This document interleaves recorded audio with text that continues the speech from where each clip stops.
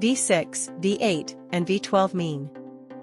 V6, V8, and V12 refer to internal combustion engines with cylinders arranged in a V shape, with the number indicating the cylinder count. V6 has 6 cylinders, V8 has 8, and V12 has 12, offering increasing power, smoothness, and complexity, commonly found in sedans V6, sports cars trucks V8, and luxury performance vehicles V12.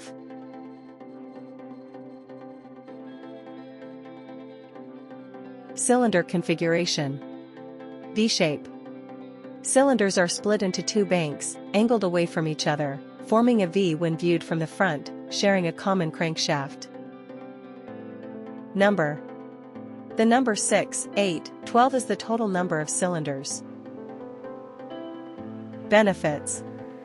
V engines are generally shorter but wider than inline engines, making them more compact for a given power output.